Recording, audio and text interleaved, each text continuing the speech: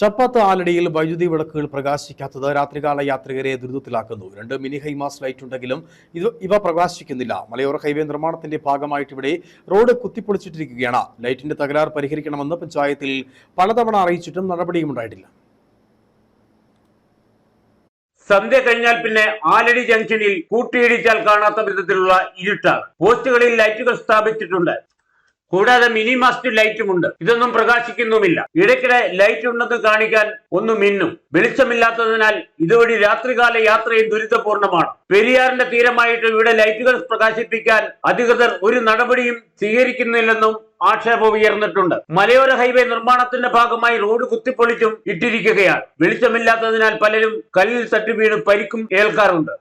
പഞ്ചായത്ത് പറഞ്ഞു ഉടൻ തന്നെ ശരിയാക്കാം. ഇലക്ട്രിസിറ്റി ബോർഡുകാരെ വിളിച്ച് പറഞ്ഞ് പഞ്ചായത്ത് വേണം ശരിയാക്കാന്ന് പറഞ്ഞു. പഞ്ചായത്തുകാരോട് പറഞ്ഞപ്പോൾ ഉടൻ തന്നെ ഇത് ശരിയാക്കാമെന്ന് പറഞ്ഞിട്ട് ഇപ്പോൾ 2 മാസമായി ഇതുവരെയും ശരിയായിട്ടില്ല. ഈ ഏരിയ മുഴുവൻ അന്ധകാരമാണ്. ഹോസ്പിറ്റലിൻ്റെ വാതിലോട്ട് ഇവിടെ വരെ ഇരുട്ടാണ്. ഇപ്പോൾ ഇവിടുത്തെ ഈ ലൈറ്റ്, ഈ 2 ലൈറ്റും മിന്നുന്നുണ്ട്. ഇതിൽ മേലോട്ടുള്ള റോഡിനാണെന്നുണ്ടെങ്കിൽ ഭയങ്കര വണ്ടി ഇടിച്ചിടിച്ച് വല്ല അപകട മേലോട്ട് കിടക്കുക. ഇവിടെ കോൺക്രീറ്റ് ചെയ്യാത്തത് കൊണ്ട് അവിടെ അങ്ങനെ കിടക്കുക.